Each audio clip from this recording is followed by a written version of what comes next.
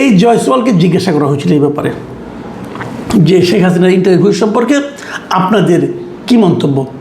উনি তার জবাবে বলেছেন স্পষ্ট করে, আমি যদি কোট আনকোট আপনাদেরকে পড়ে শোনাই, উনি বলেছিলেন যে এই নির্দিষ্ট বিষয়ে আমাদের অবস্থানের কোনো পরিবর্তন হয়নি। যে কোনো প্রত্যর্পণের বিষয় মূলত একটি আইনি বিষয় এবং এই ক্ষেত্রটিতেও আইনি ও বিচারিক প্রক্রিয়া অনুযায়ী ব্যবস্থা নেওয়া হবে। কি বুঝলেন? আমি তেমন কিছু বুঝিনি, আমার ধারণা আপনারাও বুঝেননি। বুঝেননি এই কারণে এটা হলো কূটনীতির ভাষা। কূটনীতিকরা এমনভাবে কথা বলেন যে কথার এদিকেও অর্থ হয় ওদিকেও অর্থ হয়। পরবর্তী সময়ে যখন তাকে জিজ্ঞাসা করে ভাই এটা আপনি কী বললেন, সে তার সুবিধা অনুযায়ী একটা ব্যাখ্যা দিয়ে দেয়। এটা কূটনীতিক ভাষা। এটা হওয়া উচিত অথবা এটা হতে পারে, আমরা আমাদের নীতি থেকে সরিয়ে নিই। নীতিটা কি তা বলে না, আমরা আমাদের নীতি থেকে সরিয়ে নিই, আইন ও বিচারিক প্রক্রিয়া অনুযায়ী ব্যবস্থা নেওয়া হবে। তা আইনি ব্যবস্থাটা কি, বিচারিক ব্যবস্থাটা কি তা কেউ জানে না, কিন্তু সেটা আবার এক একবার সময় এক এক রকম ব্যাখ্যা হয়। আচ্ছা ঠিক আছে, এটা 14 তারিখের বক্তব্য। সর্বশেষ ওরা করে কি, ওদের যে আপনার পররাষ্ট্র মন্ত্রণালয় আছে প্রতি 2 সপ্তাহ পর পর পাক্ষিক একটা প্রেস ব্রিফিং করে রাষ্ট্রের পক্ষ থেকে, সরকারের পক্ষ থেকে। সেখানে বিভিন্ন ধরনের সাংবাদিকরা থাকে। সেরকম একটা ব্রিফিং হয়েছে, দ্বিসাপ্তাহিক ব্রিফিং যেটাকে বলে, ব্রিফিং হয়েছে আজকে, মানে আজকে 17 জুলাই। সেই ব্রিফিংয়ে তাকে আবার সাংবাদিকরা জিজ্ঞাসা করেছে যে শেখ হাসিনার ব্যাপারটা আপনারা কী করছেন অথবা কী করবেন। এবার উনি কী বলেছেন? একই কথা বলেছেন। এবার উনি বলেছেন যে বাংলাদেশের পাঠানো যে প্রত্যর্পণ অনুরোধ আছে, বাংলাদেশে কিন্তু পররাষ্ট্র মন্ত্রণালয় বলছেন যে তারা ভারতকে শেখ হাসিনাকে ফেরত দেওয়ার জন্য চিঠি দিয়েছেন। বাংলাদেশের সঙ্গে ভারতের একটা প্রত্যর্পণ চুক্তি আছে, সেই চুক্তি অনুযায়ী তারা একটা চিঠি লিখেছেন যে আপনারা শেখ হাসিনাকে আমাদের কাছে ফেরত পাঠান।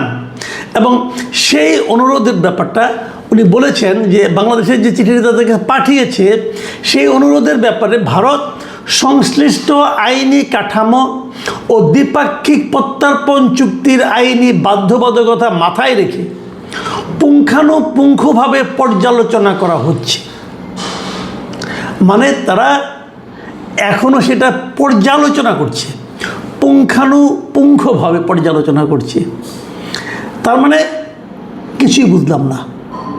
তারা কি নিজেরা পাঠাবেন ধরে বেঁধে? তারা কি বাংলাদেশের অনুরোধকে অনার করবেন?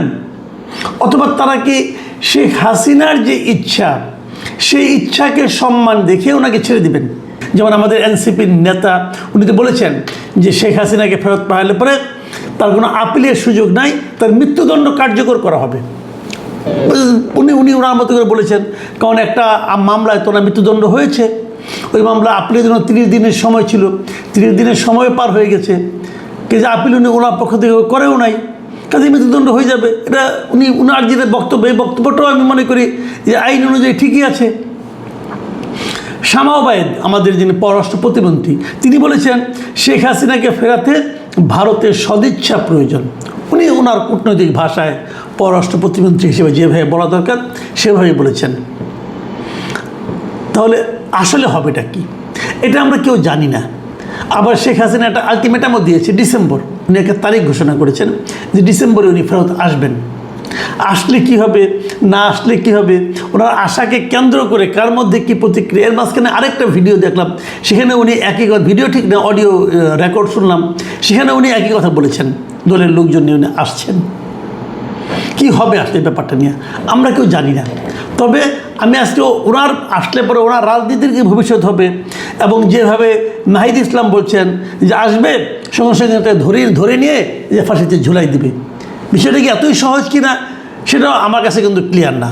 কারণ এই দেশের নাহিদ ইসলাম হয়তো ওনার দলের শক্তির সঙ্গে তুলনা করে চিন্তা করেছেন যে আমার দলের যে শক্তি যদি এরকম হয় তাহলে কী হতে পারত।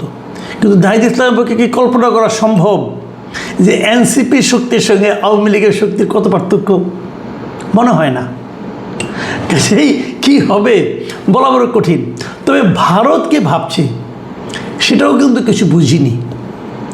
তবে ভারত সহজভাবে কিছু বলছে না। সহজভাবে যখন কিছু না বলে, একটা সহজ প্রশ্নের যখন নাকি অস্পষ্ট উত্তর আসে তখনই কিন্তু মানুষের সন্দেহটা বাড়ে।